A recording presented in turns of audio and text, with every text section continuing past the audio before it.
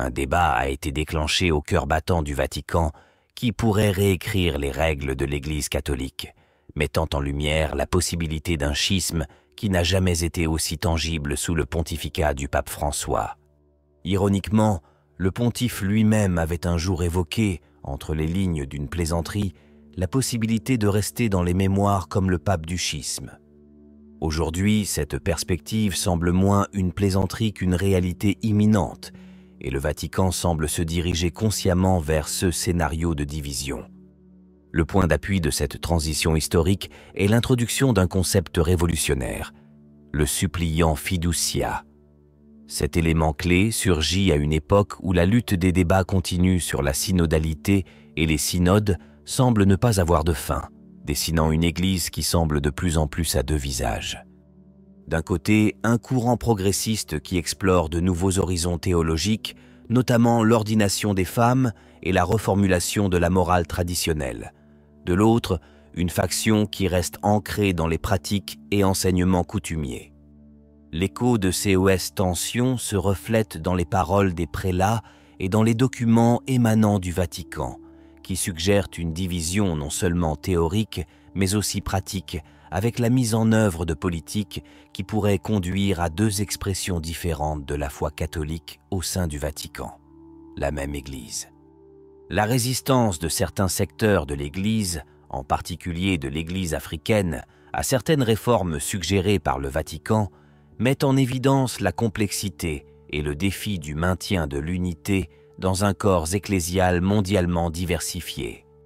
Cette tension se manifeste clairement dans le débat sur les supplicantes, dans lequel certains évêques africains se sont fortement opposés aux nouvelles orientations proposées, démontrant un contraste marqué avec les propositions progressistes d'autres régions, notamment occidentales.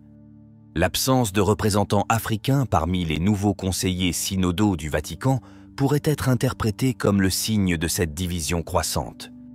Dans ce contexte de changement, le cardinal Victor Manuel Fernandez s'est retrouvé au centre d'une polémique, après avoir initialement déclaré qu'aucune directive détaillée ne serait fournie sur la demande du requérant F, puis après avoir rectifié sa position sous la pression des évêques africains. Cet épisode met en évidence la tension entre la nécessité d'une Église universellement cohésive et le désir d'adapter l'enseignement et la pratique catholique aux réalités culturelles et sociales locales. Le débat s'étend également à la question de l'ordination des femmes, le pape ayant ouvert la porte au débat dans ce domaine, malgré des déclarations antérieures qui semblaient clore la question. Ceci est emblématique de la fluidité et de la complexité du moment actuel dans l'Église, où les anciennes certitudes sont remises en question et de nouvelles possibilités sont explorées. La perspective d'une Église à deux vitesses, avec des régions différentes suivant des voies divergentes dans la doctrine et la pratique, soulève des questions fondamentales sur l'unité et l'identité catholique. Si certaines voix au sein de l'Église voient dans cette évolution une nécessaire adaptabilité au temps moderne, d'autres y voient le risque d'une fracture irréparable. Dans une époque marquée par des changements sans précédent, l'Église catholique est confrontée à des problèmes qui touchent à l'essence même de sa mission et de son identité. Le débat sur l'ordination des femmes au diaconat n'est pas simplement un débat doctrinal. C'est le reflet des tensions les plus profondes qui traversent la communauté catholique mondiale, une lutte interne entre tradition et transformation, entre l'universalité de l'Église et la spécificité de ses nombreuses expressions culturelles. L'ouverture historique du pape François à reconsidérer le rôle des femmes dans l'Église a catalysé un processus de réflexion qui va au-delà de la simple question de l'ordination. Ce processus interroge l'Église sur son engagement en faveur de l'égalité, de la justice et de l'inclusion, invitant les fidèles à examiner comment les structures de pouvoir au sein de l'Église reflètent ou ne reflètent pas les valeurs de l'Évangile qu'elle proclame. En même temps, le concept de décentralisation, souligné par le synode sur la synodalité, soulève des questions d'autonomie et de diversité au sein de l'Église universelle. La proposition d'une Église à deux vitesses représente non seulement une réponse pragmatique aux différences régionales, mais aussi un profond dilemme théologique. Comment l'Église peut-elle maintenir son unité essentielle face à la pluralité des interprétations et des pratiques?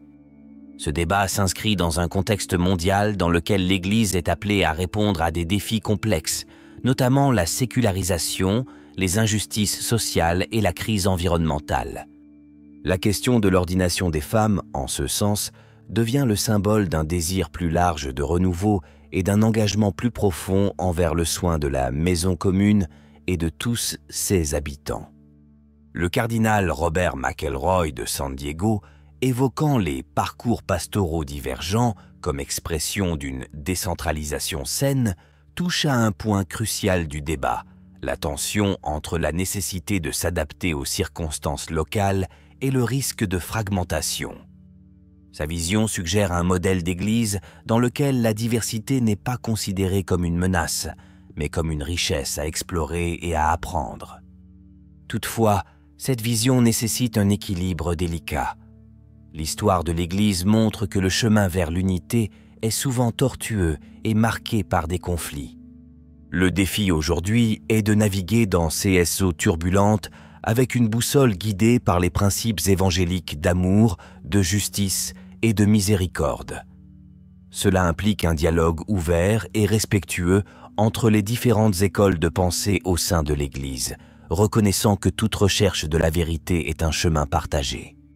Dans ce scénario complexe, l'Église est appelée à être un lieu de rencontre, où la recherche de points communs n'efface pas les différences, mais les valorise comme chemin vers une compréhension plus profonde de la foi. La descentralización y ordenación de las mujeres así se convierten no solo en cuestiones de gobernanza eclesial, sino en símbolos de una iglesia que busca encarnar en el mundo contemporáneo los valores del reino de Dios, la justicia, la paz y la dignidad inalienable de chaque persone.